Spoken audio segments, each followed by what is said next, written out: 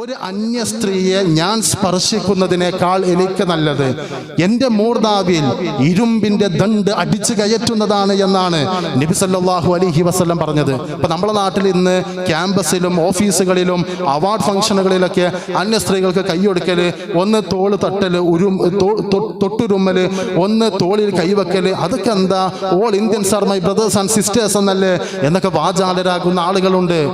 നിങ്ങൾക്ക് അങ്ങനെ ചെയ്യാൻ പറ്റാത്തത് നിങ്ങളുടെ കണ്ണിന്റെ പ്രശ്നമാണ് എന്ന് പരിഹസിക്കുന്ന ആളുകളുണ്ട്. എന്നാൽ അഖ്ശാകും ലില്ലാഹ് വഅത്ഖാകും ലില്ലാഹ്, ഏറ്റവും ഖുശൂ ഉള്ളവൻ ഞാനാണ്, ഏറ്റവും തഖ്വയുള്ളവൻ ഞാനാണ് എന്ന് പറഞ്ഞ നബി സല്ലല്ലാഹു അലൈഹി വസല്ലം ഞാൻ സ്ത്രീകൾക്ക് ഷെയ്ഖ് ഹാൻഡ് കൊടുക്കില്ല എന്ന് പ്രഖ്യാപിച്ചത് കാണാൻ സാധിക്കും. അതേപോലെ ഒരാൾ മുസ്ലിം ആവുമ്പോൾ അയാളുടെ കൈ പിടിച്ചുകൊണ്ടാണ്, റസൂലുള്ളാഹിക്ക് അയാൾ കൈ കൊടുത്തുകൊണ്ടാണ് അയാൾ ഇസ്ലാം സ്വീകരിക്കുന്ന ബൈഅത്ത്, അതിന്റെ ഒരു പ്രതിജ്ഞ നടത്താറുള്ളത്. പക്ഷെ സ്ത്രീകളുടെ കാര്യത്തിൽ റസൂലുള്ളാഹ് ആ ഒരു ഇസ്ലാം സ്വീകരണ വിഷയത്തിൽ പോലും സ്വീകരിച്ചിരുന്നില്ല.